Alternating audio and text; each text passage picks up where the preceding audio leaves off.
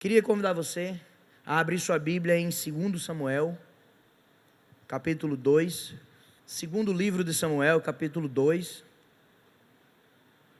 Que na verdade, queridos, apesar de ser o segundo livro na sua Bíblia, eles são um material só, um conteúdo original, eles são um livro só. Tanto que se você olha o primeiro capítulo de 2 Samuel e compara com o último capítulo de 1 Samuel, você vê que há uma continuidade da história, mas no mundo antigo, para que o material coubesse em rolos que vinham em um tamanho pré-definido, então eles faziam essa divisão. Vários livros passam por isso, livros de Reis, Esdras, Neemias, eles estão ali dentro da mesma ideia, o caso aqui também de Samuel, tá? Estamos continuando a série que o pastor Martinho tem nos dirigido aqui aos domingos, e eu queria que você ficasse com a sua Bíblia aberta. Nós ora vamos um pouquinho para trás lá no texto, ora vamos um pouquinho para frente, ora vamos voltar. A nossa pregação está baseada hoje em 3 capítulos, 2 Samuel 2, 3 e 4. E eu quero começar marcando duas coisas. Primeiro, amados, é um desafio pregar no Antigo Testamento, porque a gente não pode a cada verso fazer uma teologia em cima de um princípio retirado de uma situação, isso sem explicar o contexto. Então eu preciso dar aos irmãos um pouco mais de contexto. Na pregação de hoje nós vamos falar muito de história, particularmente eu gosto muito, mas o contexto de hoje precisa muito que a gente dê a você um panorama do que está acontecendo, e as aplicações elas vão vir durante, mas sobretudo também ao final da mensagem. Então me ajude, tenha um pouquinho de paciência comigo nessa tarde, porque nós vamos trazer aqui muitos fatos antigos, e você precisa muito prestar atenção, porque se perder ali a construção inicial, na hora da aplicação a gente não consegue fazer a aplicação devida. E segundo, eu queria convidar você a anotar, principalmente porque para pregar 3 capítulos, eu não vou ler os 3 capítulos de uma vez aqui, eu vou ficar pensando textos ao longo da mensagem, mas a mensagem de hoje, a própria tela da mensagem nos mostra, nos dá essa ideia. A mensagem de hoje ela está baseada num contraste, num dualismo, numa opção dupla. Eu queria que você se identificasse como se você estivesse diante de uma bifurcação. Imagina um Y, nós estamos aqui exatamente na base do Vzinho do Y, observando 2 caminhos. De um lado, nós vamos ter Saul, que no texto acabou de morrer, final do primeiro livro de Samuel, Saul acabou de morrer, mas Saul é o rei que estava em exercício há muito pouco tempo. Se você, inclusive, nas suas anotações, quiser fazer como eu fiz ao estudar, eu fiz uma tabelinha dividindo mesmo esse contraste. De um lado, Saul, que é o rei, estava em exercício e vem a morte. Junto com Saul morrem 3 filhos, dos quais você conhece mais um deles, que é Jonatas, mas os 3 morrem junto com Saul. Mas abaixo de Saul, quem vai assumir o trono, você ouviu a vida toda que é Davi, né?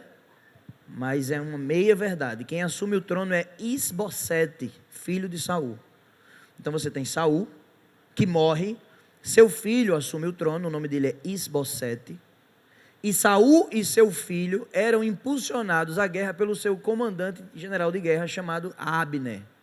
Desse lado temos Saul, Isbosete, que é filho de Saul, e Abner, general de guerra de Saul. Eu vou falar muito desses personagens hoje. E do lado de cá eu vou falar de Davi, que é o rei ungido, mas ainda não em exercício. Esse Davi que é conduzido pelo seu general de guerra, ao lado de Davi, que é Joabe. Então, do lado de cá você tem Davi e você tem Joabe, ok? Davi e Joabe é o general de guerra de Davi, do lado de cá, Saul que morre, Isbosete e Abner, que é o general de guerra de Isbosete, que era também o de Saul. Eu vou orar pedindo graça do Senhor, depois eu vou dar um pouquinho mais de contexto e a gente entra na mensagem, tá bom? Vamos orar pedindo para Deus falar conosco nessa tarde. Senhor nosso Deus e Pai amado, nessa tarde nós te louvamos, te agradecemos pelo privilégio de estarmos aqui, Deus, ouvindo um pouco da Tua palavra e nos colocando à disposição daquilo que o Senhor, por meio dela, quer fazer em nosso coração. Eu te peço em nome de Jesus, Pai, nos traz a consciência de que a gente precisa parar um pouco, receber e ouvir. Nós que passamos o dia enviando, falando, produzindo conteúdo no WhatsApp, Deus, dando informações a pessoas, que esse momento seja retirado, Pai, para que a gente receba do Senhor informações, que pela Tua misericórdia e graça, muito para além de mim, mas porque o Senhor é bom, que todos nós saímos aqui hoje edificados, reavivados pela Tua palavra, e que o Senhor toque no nosso coração, de maneira pessoal, naquilo que cada um precisa ouvir, e que essa mensagem gere vida em nós, em nome de Jesus, amém. Um pouquinho de contexto, e aí eu vou pensando aqui trechos do texto. Deixa aberto em 2 Samuel 2, tá? Quando eu mencionar algum texto, se você quiser me acompanhar, você pode. Se você voltar poucas páginas, final de 1 Samuel, capítulo 31, vai mostrar Saul morrendo. Saul é o rei, como eu falei, que estava em exercício, morre. Davi é o rei que tinha sido ungido pelo Senhor, por meio do profeta Samuel lá atrás. Então, 2 Samuel começa no primeiro capítulo, com Davi recebendo a notícia de que Saul morreu. Oportunidade perfeita para Davi, né? Que passou quase 10 anos sendo perseguido por Saul. Agora Saul morre. Capítulo 2 de 2 Samuel, vai mostrar Davi sendo levado para ser aclamado rei. Mas não rei como você imagina, porque aqui, amados, tem um contexto de divisão muito interessante. Veja, tem uma parte da história que você que é aí conhecedor dos textos bíblicos tem mais facilidade e lembra de uma divisão que o povo de Deus vai passar com o neto de Davi. Davi tem um filho chamado Salomão, né? Salomão tem um filho chamado Roboão, ou seja, eles estão bem depois de Davi, bem depois. E aí, por um mau procedimento de Roboão, aquela nação que sempre foi uma, se divide em duas, Reino do Norte e Reino do Sul. Esse contexto e conteúdo a gente tem mais facilidade, a gente escuta sempre aqui nas pregações o contexto. Mas aqui em 2 Samuel 2, o capítulo 2, no verso 1, começa dizendo que Davi foi levado a Judá, para ser rei de Judá. Aqui, amados, já existe uma divisão não igual àquela de mais à frente, que eu falei agora, que é conhecida como reino dividido. Mas aqui, quando Saul morre, uma divisão também acontece, menor do que aquela que vai acontecer com o filho de Salomão. Essa é a primeira informação que você precisa ter. Ou seja, na terceira geração de Davi, o reino vai dividir oficialmente. Mas aqui, quando Saul morre e Davi vai assumir, há uma divisão semelhante, mas numa escala menor. Por quê? O que acontece? A entrada, amados, do povo na terra prometida, em Canaã, ela é um pouco diferente de como a gente está acostumado a imaginar. Veja, Deus tirou o seu povo do Egito por meio de Moisés, né? A gente voltando um pouquinho, Deus chamou Abraão, para Abraão, né, ir numa caminhada de fé junto ao Senhor. Abraão tem seu filho Isaac, tem seu filho Jacó, chegam no Egito, aquela família cresce, e quando ela está muito grande, eles saem do Egito, conduzidos por Moisés. Terminei o Pentateuco, a gente entra em Josué. Moisés morre pouquinho antes de entrar na terra prometida, né? Moisés morre. E Deus conduz as conquistas de entrada na terra prometida, naquela famosa batalha de Jericó, onde Raabe ajuda e tudo isso. Deus comanda, liderados ali por Josué. Só que a gente está acostumado a achar que essa invasão em Canaã, ela aconteceu de maneira devastadora. Que eles expulsaram todos os povos ali em Canaã, ficaram em paz. Mas não foi assim que aconteceu. Na verdade, a entrada em Canaã, apenas o início ali foi... nós vimos ali um pouco de unidade, unificação das 12 tribos. Essas 12 tribos, elas vêm dos filhos de Jacó, né?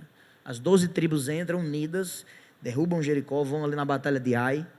Mas, na verdade, depois dessas primeiras batalhas, cada tribo encontra a sua região e se instala. E devagarinho, cada uma vai continuar expulsando os povos que ali estão, numa invasão mais linkada às tribos. Então, essa primeira entrada em Canaã, ela acontece de maneira descentralizada. As tribos viviam muito mais fechadas em si, cada tribo sendo conduzida ali pelas famílias, pela união das famílias daquela tribo, levada por um patriarca, por um homem ali que ele era central, onde as famílias estavam em volta daquele homem. E você não tem nessa invasão de Canaã uma liderança nacional. Tirando Josué, que ele é um líder que está liderando as conquistas, as batalhas, mas Josué não é um rei, não tem uma estrutura nacional, um gabinete, um secretariado, um lugar de palestra, de reunião, você não tem um prédio, um palácio, não. Aquele povo entra como uma grande família, se ajuda, depois se divide em tribos, e a conquista agora passa a ser em 2 etapas. Depois que entra, cada um vai conquistando, até que só em Saul que começa, Saul como um rei à frente de todo mundo, e isso se estabelece mais em Davi. Mas nesse momento, antes de Saul, você tem uma relação tribal livre e direta com o próprio Deus. Você não tem nenhum embrião de Estado unificado aqui nas conquistas. É a exata teocracia que Deus queria que eles vivessem. Cada tribo, na sua relação com Deus, vai ali recebendo de Deus sustento, manutenção, para continuarem perseverando. É nesse cenário que os juízes, que nós estamos acostumados a estudar e a ler, aparecem. Às vezes a gente tem uma impressão de que Sansão e todos os juízes, eles se levantam para libertar toda a nação. Essa é a menor parte da realidade. A maior parte da realidade é que os juízes também vão cuidar de lutas um pouco mais locais do que gerais. Porque cada tribo que está localizada em parte diferente do território ali palestino, vai lidar com inimigos diferentes. Quem está mais perto do mar, da costa do mar, vai lidar com os filisteus. Outra tribo vai lidar com os amonitas. E no meio dessas invasões, Deus levanta juízes um pouco mais locais, que às vezes por uma união de tribos, ou alguns chegam perto de quase que uma totalidade, mas eu quero que você entenda essa entrada, estabelecimento e o período de juízes como essas guerras um pouco mais setorizadas. Quando Samuel unge Saul, ele levanta Saul do meio da tribo de Benjamim, e Saul agora faz o primeiro ensaio do que é um povo unificado. Saul é o primeiro grande nome que, como rei e representante de todos, porque Samuel é só um profeta, Samuel é chamado para trazer a verdade de Deus para o povo, mas Saul é um rei, é o primeiro rei de Israel. Saul é o primeiro agora que se coloca sobre todos. Só que Saul parece mais um juiz do que um rei, porque Saul ele é um rei, mas ele foca muito nas questões de guerra, nas questões de defesa, e ele perde muito tempo, deixando de ser o que Deus queria que ele fosse, preocupado com usurpação do poder do seu lugar. Boa parte dos seus anos ele gasta com medo de perder o trono, perseguindo Davi. Porque uma pessoa que busca e ama poder, ela precisa cada vez de mais poder para continuar se sentindo segura. E o poder nunca lhe é suficiente. E ela vive sempre numa sensação de instabilidade. Saul ficou tão preocupado nisso que, apesar de rei e governante, ele não foi aquele administradorzão, aquele cara que planejava, que tinha propostas ali para cuidar do povo. Ele estava focado um pouco nas conquistas e na manutenção do trono. Acontece, amados, que a monarquia em Israel, muitos anos antes de ser instaurada por meio de Saul, ela já havia sido prevista por Deus. Deus nunca quis a monarquia. Deus nunca desejou para Israel a monarquia, por vários motivos que alguns eu vou falar logo mais. Deus queria que Israel vivesse com ele uma teocracia, ou seja, uma relação pessoal. Deus fosse o condutor da vida deles. Mas tal como nós, para Israel é muito melhor confiar em coisas palpáveis, coisas que a gente vê, coisas que a gente toca. É muito desafiador seguir um Deus que é Espírito, com o qual a gente não pode se reunir quando está vivendo um problema. Quando a gente está com um problema na relação com os nossos pais, quando a gente está com um problema de ansiedade quanto ao futuro, quando a gente está com um problema na relação com os nossos filhos, no casamento, no trabalho, é muito melhor usar um recurso que a gente pode aqui sacar do bolso, que a gente pode confiar, que a gente pode crer que dá certo, do que num Deus que não dá para ver. Então, contrariando a vontade de Deus, aquele povo pede um rei. Deus não quer isso, mas há muito antes Deus já previa que aquele povo faria isso. Tanto que em Gênesis 17, Deus está falando ainda com Abraão. Ele diz: Abraão, no futuro reis virão sobre ti. Lá em Gênesis 49, 10, há uma profecia ali que diz: o cetro não se apartará de Judá. O cetro como aquele instrumento, né, que o rei porta, que com ele ali define sua autoridade. Lá em Números 24, 17, diz que um cetro se levantará de Israel. E em Deuteronômio 17, 14, Deus deu leis para o futuro rei, que ainda nem existia, mas Deus já estava prevendo o pedido do povo. Tem um historiador que eu gosto muito, chamado André Daniel Hayek. Ele é um ótimo historiador e teólogo ao mesmo tempo. Se você gosta de estudar um pouco sobre história, é um autor que você precisa ler. Eu consultei alguns materiais dele para essa mensagem. André Daniel Hayek, ele diz que a ideia monárquica era um pensamento distante e por muito tempo indesejado pelos israelitas. E eu ainda adiciono, por um tempo controverso, nem todos os israelitas queriam um rei, pelo menos inicialmente. Por quê, queridos? Porque há custos ter um rei. Primeiro, de qual tribo esse rei seria? Se somos 12, qual é a mais importante? Por que vai sair de uma e não de outra? Havia meio que uma inveja, talvez ciumeira. De onde vai sair um rei? Por que um rei? De onde um rei? Porque naturalmente o rei vai puxar ali sardinha para a sua tribo. Segundo, o próprio custo da monarquia. Era caro manter um rei. Se os irmãos lembrarem de Salomão, quando Salomão morre, o povo vai pedir ao filho de Salomão: ei, diminui a carga de impostos que teu pai colocou sobre a gente. Está muito pesado manter Salomão e a vida dele, o palácio, a casa do rei. Você tem que manter um prédio, manter uma estrutura, porque, amados, estruturas são mantidas com dinheiro desde o mundo antigo. Você tem um palácio do rei, você tem os exércitos, você tem a vida luxuosa do dia a dia. Tudo isso é mantido com recursos. A obra do Senhor, essa igreja, é mantida com dinheiro. A gente não paga energia com vigília, com oração. Vigília e oração é importante, mas a gente mantém estruturas com recursos. Então, era custoso ter um rei. Não só o custo financeiro, mas o custo do próprio autoritarismo. Reis pensam neles. Samuel vai advertir o povo quando eles pedem um rei, diz: vocês não sabem o que vocês estão pedindo. O rei pode tomar tudo de vocês, suas filhas para casar, suas propriedades.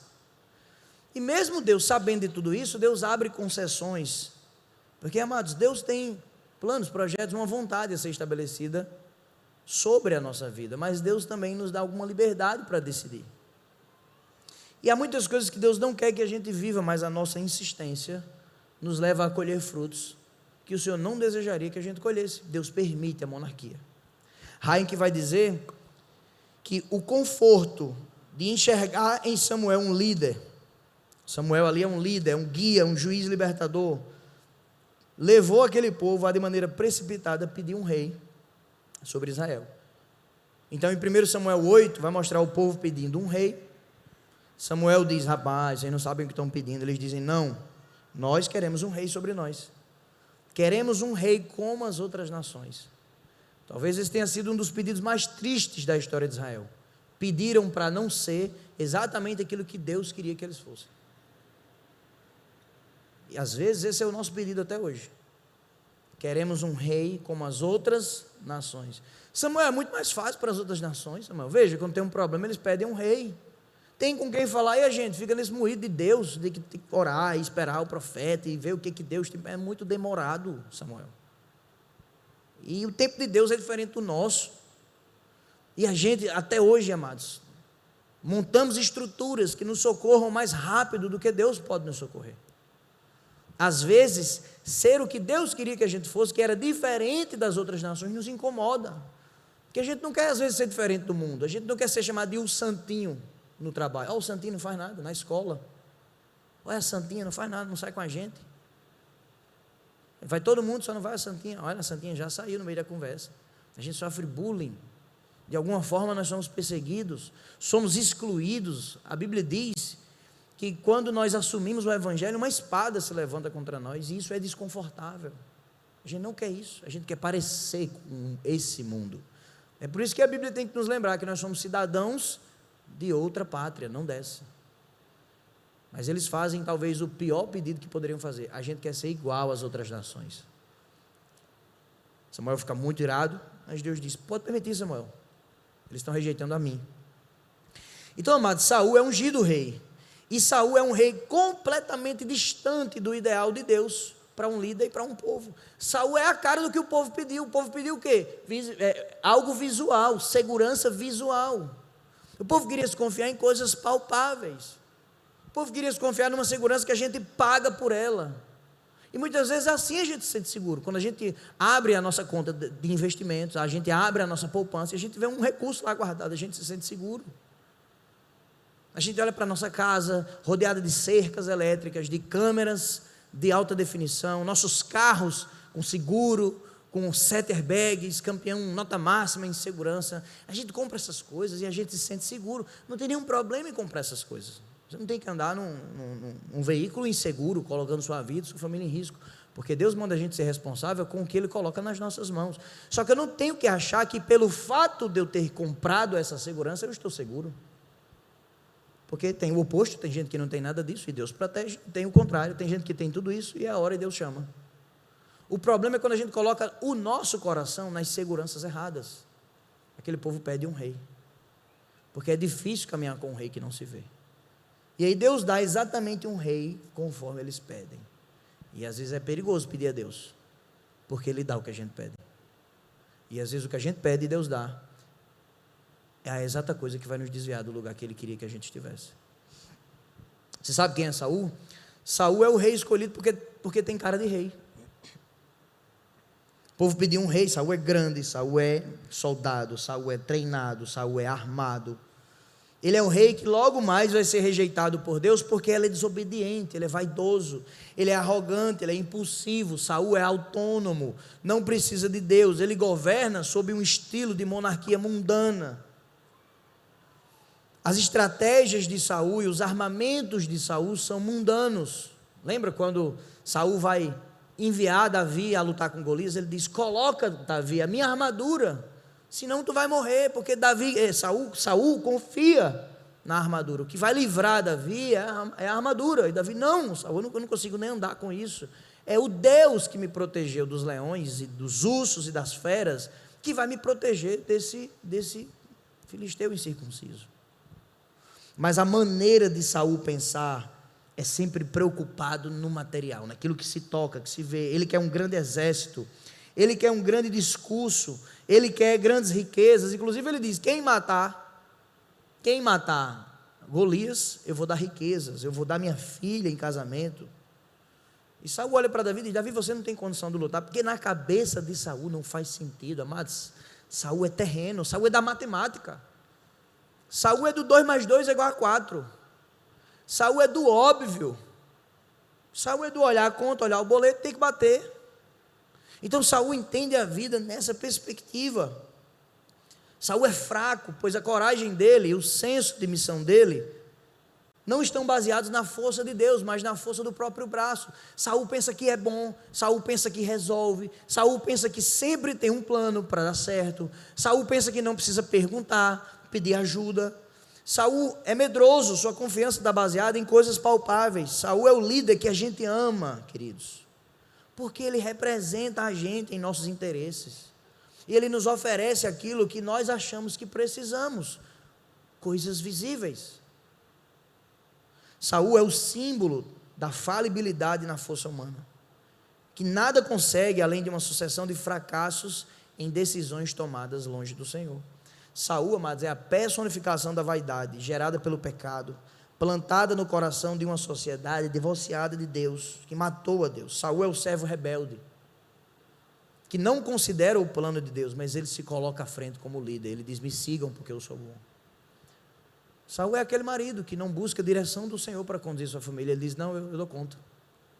E a mulher vem para a igreja só, parece uma rena puxando aquele homem num trenó feito Papai Noel, porque ele tem que ser arrastado à vida com Deus, porque a família precisa dele, mas ele: não, eu estou aqui trabalhando, estou aqui levantando dinheiro, eu estou aqui deitado, eu estou aqui descansando de boa, esperando a vida. Não toma o seu posto diante de Deus, porque ele acha que não precisa. Veja, ele é tão bom, que não precisa perguntar a Deus. É como aquele estudante que diz: não, se eu estou estudando vai dar certo, se eu estou me esforçando só precisa disso, porque depende de mim, depende de quantas horas, do meu esforço. É verdade, está escrito: Deus ajuda quem cedo madruga, está lá em Acrescentares, capítulo 2, mas é só metade da informação, amados. O nosso esforço é metade da informação. Eu preciso de graça, de dependência do Senhor. Saul, ele é o endereço da autonomia humana, que nos leva diretamente e diariamente para longe de Deus. Saul é o clichê mais provável que existe. Ele tem tudo e ao mesmo tempo não tem nada. Quando lhe tiram as estruturas em volta de Saul, não fica nada. Tem gente que quando você tira dela o Instagram dela, o feed, não sobrou nada. Era tanto personagem ali, não sobrou nada.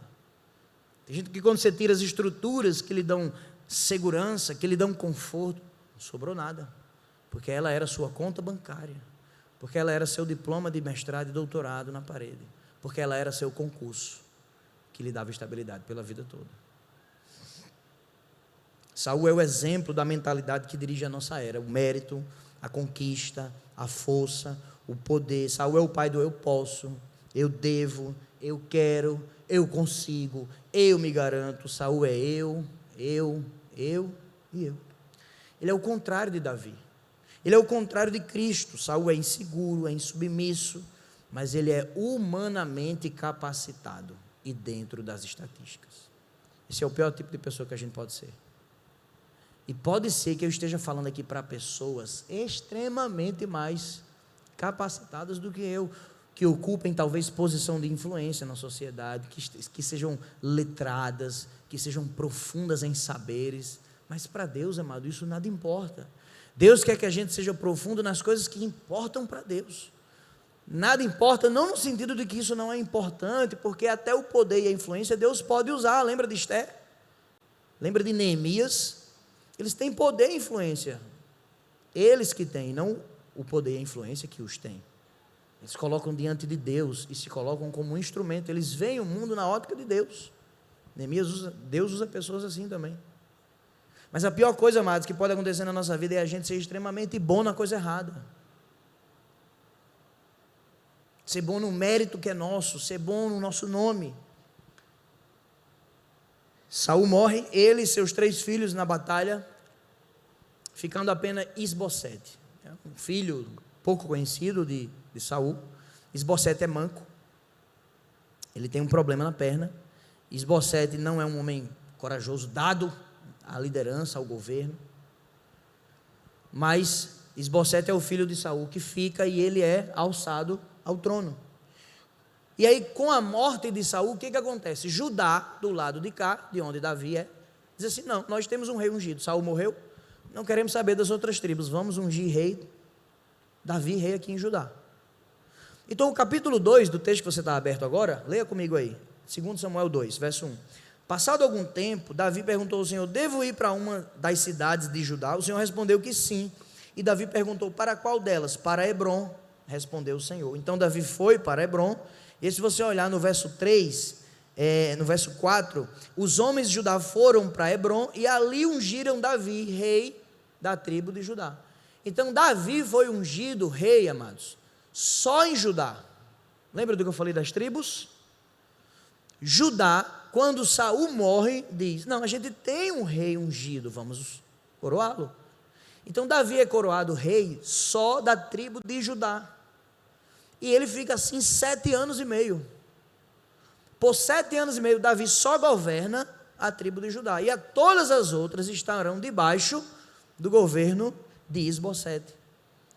Essa narrativa de Isbosete está no verso 8 do mesmo capítulo. Veja lá. Enquanto isso, Abner, lembra quem é Abner? General de guerra de Saul. Saul morreu. Abner pensa: estou lascado, estou desempregado. Se Saul morreu, o que é que vai ser de mim? Preciso cuidar dos meus próprios interesses. Preciso arranjar um rei. Porque se Davi é rei, mas tem Joabe, quem é o general de guerra de Davi? Joabe. Se Davi assume o trono, o que acontece com Abner? Desempregado. Abner diz: não posso. Abner corre atrás de Isbosete, veja verso 8. Abner, comandante do exército de Saul, levou Isbosete, filho de Saul, a Manaim, onde o proclamou rei sobre Gileade, Assur, Jezreel, Efraim, Benjamim, sobre todo Israel. Isbosete, filho de Saul, tinha 40 anos de idade quando começou a reinar Israel, e reinou 2 anos. Entretanto, a tribo de Judá seguia Davi, que a governou em Hebrom por 7 anos e 6 meses. Então veja, com a morte de Saul, Judá cisma, rompe e reconhece Davi como seu rei. Davi é ungido, 7 anos e meio. As outras tribos então conclamam Isbosete, que foi conduzido por Abner, general de guerra de Saul. Amados, vocês não têm noção a guerra civil que isso vai criar. Se você pegar aí esses 3 capítulos de 2 Samuel e girar assim, derrama sangue. de tanta morte que tem aí no meio. Porque o que vai acontecer? Abner, com medo de perder seu posto, pega Isbosete, bora lá, boy, tu é filho do cabo lá, vamos subir, vamos embora aí. Bota Isbosete como rei. Abner está aqui agora, general de guerra de Isbosete. Isbosete aceita. Ele poderia dizer, não, Davi está ungido, rapaz. O cara ali tem potencial, Deus tem usado ele. Mas mesmo sem condição, Isbosete aceita, se coloca no trono. E aí, o que acontece? Abner sabe de Davi, sabe de Joabe, general de Davi, e Abner diz, rapaz, eu tenho que aniquilar aquela ameaça. Se Davi chegar ao trono, o que vai acontecer da gente, do nosso lado aqui? Abner está aqui, do lado de Saul. Então, o capítulo 2, 3 e 4, sobretudo no 2, a partir do verso 12, vai dizer que Abner, filho de Ner, e os soldados de Isbosete, filho de Saul, partiram e marcharam para Gibeon. Joabe, que agora aqui é o general de Davi, filho de Zeruia, e os soldados foram ao encontro deles no açude. Amados, foi uma matança absurda. Morrem vários soldados aí nessa guerra. Porque do outro lado Joabe diz, espera aí, o meu rei está ungido, o trono ali, eu sei que cabe ele, e se ele for, vai dar bom para mim, porque eu sou general de guerra dele. Isso não está na Bíblia, eu estou só imaginando que Joabe também está defendendo seus interesses. Porque como ele é um comandante de guerra, mas Saul tem um comandante de guerra. Quando Davi for o rei sobre todos, quem é que vai ser o comandante de guerra? Joabe responde em guerra também. Então esses dois caras agora pegam os seus exércitos, e é a mesma família, o mesmo povo, é o povo de Deus, é um povo só, eles agora vão brigar internamente. E uma guerra agora é deflagrada, ao longo dos capítulos, muitas mortes. Está aqui Joabe, né? Comandante de guerra de Davi. No meio dessa batalha, o irmão de Joabe, interessante que Joabe e seu irmão são sobrinhos de Davi. Davi, por enquanto, tem nada a ver com isso. Joabe e seu irmão Azael são sobrinhos de Davi. Azael, irmão de Joabe, diz, eu vou matar esse cara aqui. Azael sai correndo para matar Abner, crendo que o problema dele era humano, era material. Todo mundo, está percebendo que tem a mesma mentalidade? Todo mundo aqui é material, é visível, descendente de Saul. Azael vem para matar Abner. Abner, que é um bom guerreiro e lutador, mata Azael. Só que Azael é irmão de Joabe aqui, general de guerra de Davi. Joabe fica irado com Abner, preciso vingar a morte do meu irmão. Depois que Abner, do lado de cá, consegue tudo o que quer, isso tudo está aí, se você for folheando sua Bíblia, vai ver que está aí, 2, 3 e 4. Depois que Abner consegue tudo o que quer com Isbosete, ele diz, esse cara aqui já não vai me levar mais a lugar nenhum. Davi está crescendo, quem diz isso é a Bíblia, veja o capítulo 3, verso 1. A guerra entre as famílias de Saul e de Davi durou muito tempo, e Davi tornava-se cada vez mais forte. O que é que Abner fez? Trocou de lado, traiu Isbosete e foi oferecer-se a Davi. Abner trai, deixa Isbosete, que é o filho de Saul, no trono, mas sozinho, vê que Davi vai ficando mais forte e ele se coloca para ajudar Davi. Aí você tem Joabe, que já é general de guerra, e você tem Abner, que também era general de guerra, e agora estão os dois querendo ajudar Davi. Joabe quer vingar o seu irmão, que Abner matou. Ele junta isso à inveja de Abner se aproximando, Joabe vai lá e mata Abner. E no final, esse Isbosete, que é o filho de Saul, que está no trono, também é assassinado na sua casa por dois caras. E Davi fica sozinho, morre todo mundo. Esses 3 capítulos narram isso. E depois de reinar 7 anos e meio em Judá, depois que Isbosete morre, Davi agora fica só, pronto para assumir o trono.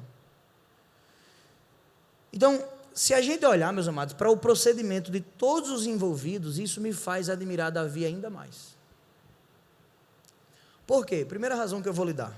A gente já leu esse texto, eu quero ler de novo. Capítulo 2, verso 1. Veja aí, 2 Samuel 2, 1. Passado algum tempo, Davi perguntou ao Senhor, devo ir para uma das cidades de Judá? O Senhor respondeu que sim. E Davi perguntou, para qual? Para Hebrom, respondeu o Senhor. Verso 4 diz que ele foi, e ali foi ungido rei. Amados, Davi tinha tudo para matar Saul enquanto estava vivo, porque Davi foi o rei ungido pelo profeta. Ele não fez isso. Quando Saul morreu, Davi tinha tudo para matar Isbosete e lhe assumir um trono que é de direito a ele. Ele não fez isso. Isbosete morre. E mesmo diante de tudo isso, Davi está diante do Senhor perguntando: Senhor, o Senhor quer que eu vá para onde? Sabe por quê, amados? Porque Davi é dependente do Senhor. Davi é corajoso, mas é confiante em Deus. Davi é zeloso pelo nome do Senhor. Davi luta como quem está empoderado pelo próprio Deus, não é com ferramentas humanas. As estratégias e os armamentos de Davi são espirituais. Davi está preocupado em agradar a Deus. Eu não sei se você vai lembrar, mas lá no discurso de Golias, Davi chega na guerra e vê o filisteu falando atrocidades do exército de Deus. E ele, cadê vocês? E falando coisa. Aí a ira de Davi se acende porque ele diz: quem é esse filisteu incircunciso para falar assim do exército do Deus vivo? A preocupação de Davi é que Deus está sendo difamado por Golias. Davi está preocupado com a glória de Deus. Davi não vai para a luta para se mostrar, não. Davi se importa com a glória de Deus. Ele diz: ninguém tem que ficar abatido não por causa desse filisteu, eu que vou lá e vou lutar com ele. Davi enfrenta as lutas da vida ao lado de Deus, e ele diz: o Senhor que me livrou das garras do leão e do urso me livrará das mãos desse filisteu. Davi crê no livramento de Deus, porque ele entende que a vida dele não depende de um gigante. Meu irmão, você já imaginou você desse tamanho diante de um gigante com a espada e entender que sua vida não depende dessa espada? Esse é Davi. Davi depende de Deus e encara a realidade à sua volta sob a ótica da providência divina. Esse é o maior desafio da vida do cristão: encarar a realidade sob a ótica da providência divina. Enquanto isso, Saul é o exato oposto de Davi e também é o exato oposto de Cristo. Davi é um tipo de Cristo no Antigo Testamento. Davi vence sem espada de forma improvável. Davi se destaca sendo o caçula, o menino desarmado, o personagem que entrou na história em último lugar. E a primeira coisa que eu quero destacar aqui, meus amados, é que Davi não dá um passo sem a direção de Deus. Davi não dá um passo sem a direção de Deus. Depois de esperar 13 anos para reinar só em Judá, reinando em Judá, esperou mais 7,5, dá quanto? 20 anos. Ele pergunta: Senhor, e agora? E agora, Senhor, o que eu devo fazer? Pastor, como é que você sabe que ele esperou esse tempo? É fácil. 2 Samuel 5, verso 5, diz que quando ele reinou sobre tudo, ele tinha 30. Ele tinha 30 anos quando reinou sobre tudo. Está em 2 Samuel 5, 4 e 5. E quando a gente volta lá para aquele texto, que Samuel vai na casa do pai de Davi para escolher o próximo rei, Davi está onde? No pasto, né? Primeira coisa interessante é que Davi está no pasto, ele não está ou na guerra ou se preparando para algo, ele está como um pastor, debaixo da autoridade do pai, cuidando das coisas do pai. Samuel pergunta: você tem mais um filho? Ele diz: tem, o mais jovem. A palavra caton no hebraico, usada para definir o mais jovem, que era Davi, ela significa dedo mínimo, dedo midinho. Eu fui procurar o Dicionário Internacional de Teologia do Antigo Testamento, e lá diz que essa palavra tem a ver com pequenez, de quantidade e de qualidade. Por exemplo, lá em Salmo de número 104, 25, diz assim: eis o mar, imenso e vasto, nele vivem inúmeras criaturas, seres vivos pequenos e grandes. Caton, pequenos. Lembra de Naamã, que está com lepra, e ele vai procurar o conselho de uma moça bem nova, a palavra nova, caton, para se referir a provavelmente uma adolescente. A Bíblia diz que quando ele é curado da lepra, a pele dele fica como a de um moço bem novo, quer se referir a quase que um bebezinho, a algo muito novinho, uma criança, uma pele de uma criança, sabe quando a gente faz aquela brincadeira, menina, pele de um bebê? A palavra quer dar essa ideia aqui, a palavra usada é caton, a mesma palavra que o pai de Davi usou para dizer: o mais moço está lá no pasto, o mais pequenino. Lá em Isaías 60, 22, a palavra também é usada, diz assim: ó, o mais pequenino se tornará 1000, o menor será uma nação poderosa. E Números 1,3 traz uma informação interessante. Números 1,3 diz que todo homem de Israel, a partir de 20 anos, pode se alistar ao exército. Mas Davi não foi para a guerra, então ele tem o quê? Menos de 20. Quando a gente junta tudo isso, Davi tem provavelmente de 12 a 20, cria um espectro aí de 12 a 20, vamos criar um meio termo seguro, talvez 16, 17, entre os 12, entre os 20, ele deve ter essa idade quando é ungido rei. Quando é que ele é ungido rei em Hebrom? Com 30 anos. Então,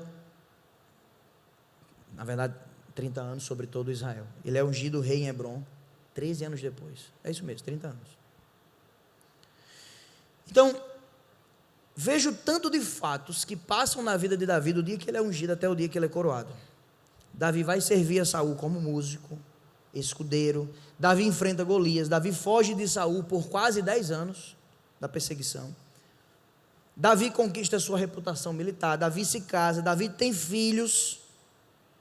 E somente com 30 anos que ele assume o governo lá em Hebrom, em Judá. Então, amados, do momento da unção de Davi até o momento que ele assume a coroação em Judá, se passam aproximadamente 13 a 15 anos, com mais 7 anos que ele espera para assumir o trono de maneira completa, 20 anos. Davi teve inúmeras oportunidades de lhe roubar o trono pela própria força, mas quando a oportunidade é dada a Davi, ele diz: Senhor, Saul morreu, para onde o Senhor quer que eu vá? Eu faço o quê? Ele espera 20 anos e ainda pergunta ao Senhor. A gente hoje não quer esperar uma semana para nada. A gente hoje não quer perseverar e permanecer em nada. Esperar nos é, nessa época, algo doloroso. A gente está enganado pelo marketing de que os celulares, computadores, carros, tudo, elevadores, tem que ser cada vez mais rápido. O celular mais rápido que já existiu, a gente vai e compra, porque não quer esperar o computador iniciando. Hoje é um absurdo, você aperta o botão e já ligou, porque a gente não quer esperar. Quando a tela do Netflix começa a rodar um pouquinho assim, ó, carregando, a gente já fica agoniado. Davi esperou 20 anos, do dia que ouviu a promessa ao dia que ela se cumpriu de maneira completa, 13 para o dia que ela se cumpriu de maneira parcial. Com Cristo foi assim também, amados. Não apenas esperou, mas buscou a direção de Deus. Em todos os momentos que Jesus foi tomar uma decisão importante no Novo Testamento, ele orou antes. Ele pediu a direção de Deus. Ele foi escolher os discípulos, passou a madrugada no monte. Ele foi à cruz, passou a madrugada orando. Disse: Senhor, afaste de mim esse cálice. Eu não quero isso, Deus, eu não quero. Mas ele diz: que seja feita a tua vontade. Então, amados, Davi, ele é um homem segundo o coração de Deus, porque ele busca a direção de Deus. Porque ele pergunta a Deus, ele não é autossuficiente, ele não acha que é bom. Porque o nosso caminho começa a derrocada quando a gente acha que é bom para alguma coisa. A Bíblia diz que somos miseráveis homens. Você não é bom o suficiente para administrar a sua família e precisa entender isso de uma vez por todas, precisa de Deus. Vai ficar até quando assistindo Deus? Assistindo culto. Não se assiste culto, se é culto. A gente precisa de Deus para construir a nossa vida, o nosso futuro. Eu sou professor de projeto de vida na escola. Para os adolescentes, façam um projeto da sua vida. E nesse projeto tem que ter Deus. Pode ter cursinho de português, de matemática, pode ter cursinho de redação, não tem problema, mas tem que ter Deus. Mas a gente é rápido para fazer as coisas à nossa própria vontade, porque tudo para a gente é quantificável. São coisas que a gente pode ver e a gente se agarra nessas coisas. Eu admiro Davi cada vez mais quando vejo isso. Mas admirando Davi não tem como admirar o Cristo e entendê-lo como nosso padrão. Cristo viveu debaixo da agenda que Deus tinha para a vida dele, da agenda que o Pai tinha para a vida dele. Cristo não era acelerado nem atrasado, ele pedia direção ao Pai. Amados, nós precisamos pedir direção de Deus para a nossa vida. A grande pergunta é: como você tem conduzido a sua vida como homem, tal como é feito aos homens fazer, ou como Deus te criou para fazer? É o pecado que nos leva a gente ver as coisas só pelo número, só pela quantidade. É o pecado que faz a gente achar que as coisas são centímetros, quilômetros, minutos, reais, valores. É o pecado que leva a gente a pensar de maneira lógica. E a gente pensa que uma profissão escolhemos ela porque é aquilo que nos dá dinheiro. Nos mantemos nela porque ela nos dá reputação. E ninguém pergunta como é que eu posso servir a Deus com isso. Nós precisamos pedir direção a Deus, porque foi assim que Deus nos criou para sermos, para conduzirmos a nossa vida não como homens, mas como Deus quer que a gente conduza. É interessante, enquanto eu destaco a primeira verdade grande sobre Davi, é que ele não dá um passo sem a direção de Deus. A segunda é que ele não usa de forças humanas para prevalecer. Veja capítulo 3, verso 1. A guerra entre as famílias de Saul e de Davi durou muito tempo, mas Davi tornava-se cada vez mais forte. Davi tornava-se cada vez mais forte, porque ele busca de Deus sabedoria para isso. É interessante, amados, que a gente cai muito na vida, e a vida nos pega em desafios, porque buscar a força humana, não esperar, pegar atalhos, tomar a decisão sozinho, sem consultar a Deus, é mais rápido, é melhor, e parece que inicialmente a gente sobe mais rápido, é verdade. Mas a dificuldade é manter esse projeto, parece que o gráfico é decrescente. Enquanto Davi espera, a Bíblia diz que Davi vai se fortalecendo, porque esperar fortalece a gente. Permanecer, amados. Uma das marcas da vida cristã é permanência. A gente precisa permanecer. Ninguém hoje permanece em nada. Eu não estou gostando do curso na faculdade, deixa, faz outro. Eu não estou gostando desse trabalho, deixa. Tem gente que não consegue ficar 6 meses num trabalho, paga R$2 a mais, ele vai para o outro. Meu casamento está dando trabalho, eu não consigo esperar 3 meses para ele melhorar. Deixa essa mulher, vai para uma mais nova, deixa esse marido, fica sozinha, vai para outro. Não, porque entrar nessa carreira vai demorar até eu fazer meu nome, até eu ter dinheiro. Não, vai para dar dinheiro mais rápido, vai fazer medicina, que quando acaba já ganha 20 mil.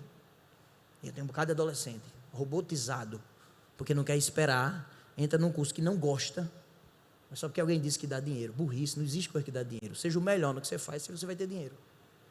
O mundo está carente de gente boa no que faz, de gente que permanece, de gente rígida. Agora, se quer ver na superficialidade, ele tem que achar um caminho mais fácil. Não que medicina seja um caminho mais fácil, mas sob a ótica de que escolherei porque me dá dinheiro, é um caminho mais fácil. Davi não usa de forças humanas para prevalecer. Ele vai crescendo baseado na força divina. Lá em 2 Samuel, capítulo 1, o livro de 2 Samuel começa com uma história de um cara vindo contar a Davi que Saul morreu. O livro de 2 Samuel começa com uma proposta para Davi. É uma proposta. Um cara vem, ele encontra a coroa de Saul, o bracelete, ele vem correndo para contar a Davi que Saul está morto. Esse é o relato do capítulo 1. Esse mensageiro vem esperando ver o que Davi ia fazer, se Davi ia aprovar. Aí o cara vai fazer isso para ganhar alguma vantagem. Aí o cara diz: Davi, eu matei Saul. Aí Davi: como assim tu matou Saul? Não, eu matei. Eu cheguei lá no campo de batalha, vi Saul agonizando, ele me pediu para matar ele, para diminuir a agonia, e eu matei o ungido do Senhor. E o cara conta isso achando que Davi vai aprovar essa atitude. Davi diz: não, isso está errado. É muito estranha essa história. Verso 15 do capítulo 1, Davi chamou um dos seus soldados e lhes disse: vem aqui e mata esse cara. O servo o feriu e o homem morreu. O cara vai oferecer a Davi um atalho, um caminho, uma proposta humana. Davi, Saul morreu, tu me recompensa e agora tu prevalece e se coloca rei.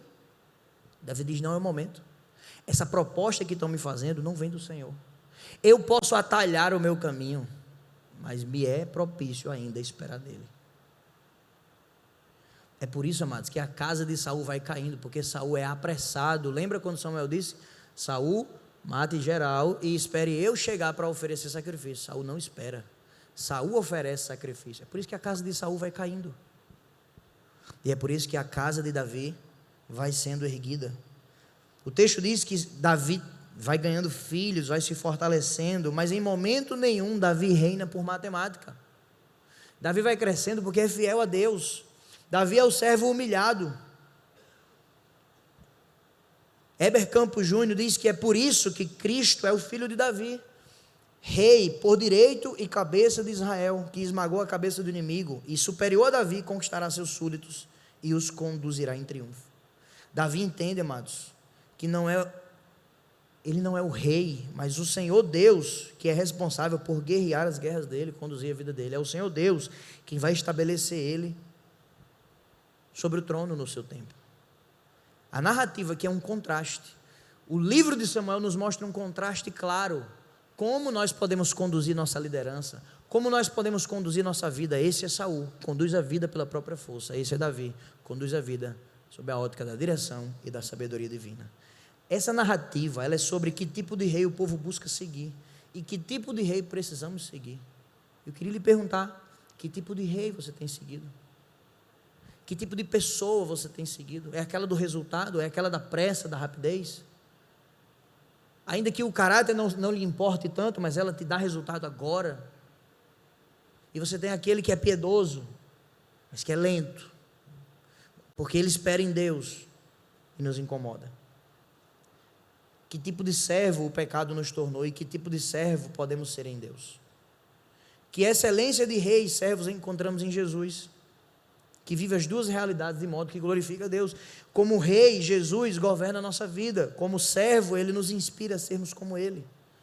Amados, a mentalidade que triunfa é a que entende que não nos cabe vencer o maligno pelas nossas próprias forças.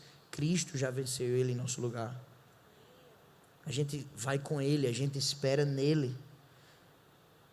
A mentalidade que vence o mundo alheio a Deus é aquela que entende todos os eventos da vida à luz de quem é Deus e do que Deus tem para nossas vidas. A mentalidade que triunfa é a de Cristo, que depende inteiramente do Pai, nele está entregue, está enraizada por toda a vida aqui na terra.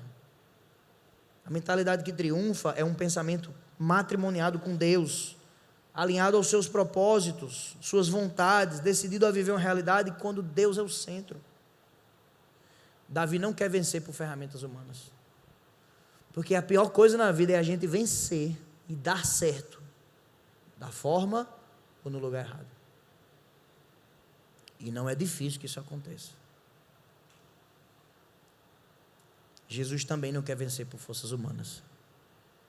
Jesus diz: a minha comida é fazer a vontade de Deus. Ele diz: Pai, afaste de mim esse cálice, mas seja feita a tua vontade. Eu quero terminar com o último conceito sobre Davi, e ele está no capítulo 4, na narrativa que eu já adiantei do assassinato de Isbosete. Veja que interessante.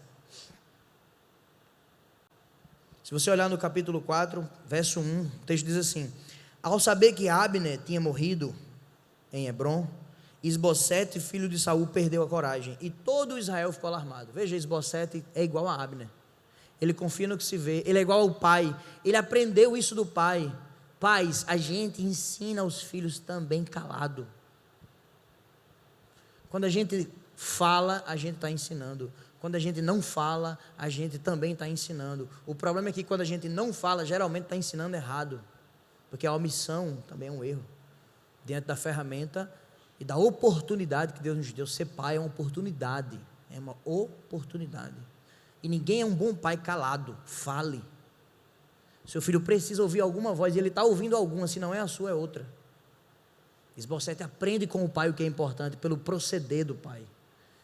E quando Abner morre, Isbosete fica sem força, porque ele também é do visível, ele também é do palpável. E olha que interessante, verso 5 do capítulo 4. Aconteceu então que Recabe e Baaná foram à casa de Isbosete na hora mais quente do dia, na hora do seu descanso do meio-dia. Os dois entraram na casa como se fossem buscar trigo, transpassaram-lhe o estômago e depois fugiram. Verso 7, eles haviam entrado na casa enquanto Isbosete estava deitado no seu quarto. Depois de o transpassarem e o matarem, cortaram-lhe a cabeça, e levando-a, viajaram toda a noite pela rota de Arabá. Levaram a cabeça de Isbosete a Davi, e lhe disseram: aqui está a cabeça de Isbosete, filho de Saul, teu inimigo que tentou te tirar a vida. Algo muito semelhante acontece com a notícia de Saul morto, né? Os homens matam Saul e vão contar a Davi, aquele cara vai contar a Davi que Saul está morto.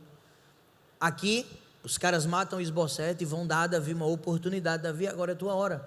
Também querendo ganhar algo, pensando somente em si, mas instigando o rei a agir por conta própria. Mas Davi não passa a mão em pecados de outros, mesmo quando isso favorece ele. Davi coloca homens no lugar de homens e Deus no lugar de Deus. E é muito interessante, porque colocando homens no lugar de homens, Davi entende que Saul não é inimigo dele, Abner não é inimigo dele, Isbosete não é inimigo dele. Inclusive Davi fica triste quando os três morrem. Se você olhar no capítulo 1, é muito lindo o que Davi faz no capítulo 1, verso 17. Davi cantou esse lamento sobre Saul e seu filho Jonatas, e ordenou que se ensinasse aos homens de Judá esse lamento. A partir do verso 19: o seu esplendor a Israel está morto, sobre os seus montes como caíram os guerreiros. Chama Saul de esplendor. Ele diz no verso 22: do sangue dos mortos, da carne dos guerreiros, o arco de Jonatas nunca recuou, a espada de Saul sempre cumpriu a sua tarefa. Saul e Jonatas, muito amados, nem na vida nem na morte foram separados. Eram mais ágeis que as águias, mais fortes que os leões. Chorem por Saul, ó filhas de Israel. Quando Davi descobre que Abner morre pelas mãos de Joabe, ele também fica muito triste. Se você olhar no capítulo 3, verso 31, ele diz: Davi disse a Joabe e a todo o exército que o acompanhava: rasguem suas vestes, vistam roupas de luto e vão chorando à frente de Abner. E o rei Davi seguiu atrás da maca que levava o corpo de Abner. Enterraram Abner em Hebrom, e o rei chorou em alta voz junto ao túmulo de Abner, como também todo o povo. Então o rei cantou esse lamento: Abner, porque morreu Abner? Como morrem os insensatos, suas mãos não estavam algemadas, nem seus pés acorrentados, você caiu como quem cai perante homens perversos. Verso 35, ele diz: Deus me castigue com todo rigor, caso eu prove pão ou qualquer outra coisa antes do pôr do sol. Davi fica triste por Abner. Abner é o cara que está interesseiro em volta dele, é o cara que aniquilou parte do seu exército. Ele diz no verso 38, não percebem que caiu hoje em Israel um líder, um grande homem? E no capítulo 4, quando vão contar a Davi que Isbosete morre, ele responde no verso 9 em diante: juro pelo nome do Senhor, que me tem livrado de todas as aflições. Quando um homem me disse que Saul estava morto, pensando que me trazia boa notícia, eu agarrei e o matei em Ziclag, como recompensa pela notícia que trouxe. Muito mais agora que homens ímpios mataram um inocente em sua própria casa e em sua própria cama, vou castigá-los e eliminá-los da face da terra, porque vocês fizeram correr o sangue dele. Então Davi deu ordem a seus soldados, e eles mataram o cara que matou Isbosete. Davi chamou Isbosete de inocente. Davi chamou Abner de grande homem, e Davi chamou Saul de guerreiro e de esplendor, porque Davi coloca homens no lugar de homens, e ele sabe que não luta contra homens, mas contra o pecado deles. Saul não era inimigo de Davi, a sua esposa não é sua inimiga, seu marido não é seu inimigo, seu pai não é seu inimigo, aquele colega que tem te deixado triste não é seu inimigo, teu sócio não é teu inimigo. Nós temos que lutar com as armas corretas contra os inimigos corretos e honrar aqueles que portam a imagem de Deus. Davi honra cada um deles. É muito interessante, Davi manda uma mensagem para um grupo que deu a Saul um enterro digno, e no capítulo 2, verso 5, diz assim: Davi enviou mensageiros que lhes disseram: o Senhor abençoe vocês pelo ato de lealdade, dando sepultura a Saul, rei de vocês. Davi poderia usar essas duas informações como uma oportunidade. Saul está morto, Isbosete está morto. Amados, a verdade é que o mais provável é que muitos de nós aqui desse um troquinho ao cara que trouxe a notícia. Poxa, obrigado, tu adiantou um processo aqui para mim, eu só estava esperando dessa notícia, toma aqui um trocado. Voltou alegre, toma aqui um emprego, e agora a gente tomaria o que era nosso por direito. Davi espera em Deus, e Davi condena o que é errado, porque muitas vezes a gente não condena o que é errado porque nos beneficia, e enquanto era errado para todo mundo era errado, mas para mim não é não, porque beneficia. Eu não voto num político porque é corrupto, mas eu sou corrupto, mas eu furo fila, mas eu não pago imposto, mas eu não declaro nota, e quem está errado é o presidente, quem está errado é o governador e o prefeito, eu não. Davi não passa a mão, mesmo quando o pecado lhe traz benefício. Davi entende que luta contra inimigos reais e honra pessoas. Sabe qual é a grande lição que eu tiro de tudo isso, amados? É que essa monarquia, mesmo nunca desejada por Israel, até por Deus, tornou-se para Deus uma oportunidade para ser uma ferramenta usada por Deus. E Deus usou a ferramenta da monarquia, dizendo: quando vocês querem por conta própria, é Saul que vocês têm. Mas olha o que eu tenho para vocês: Davi, o rei perfeito. Davi não é o rei perfeito, né, irmãos? Claro que não, Davi é humano igual a você. Eu deixei por fim esse verso aqui, ó. A gente leu o capítulo 2 e eu pulei de maneira intencional para te esconder uma informação. 2 Samuel 2:1, vamos ler de novo. Passado algum tempo, Davi perguntou ao Senhor: devo ir para uma das cidades de Judá? O Senhor respondeu que sim. Davi perguntou: para qual? Para Hebrom, respondeu o Senhor. Então Davi foi para Hebrom com suas 2 mulheres. Davi era polígamo. Davi mais à frente vai pecar com Batseba.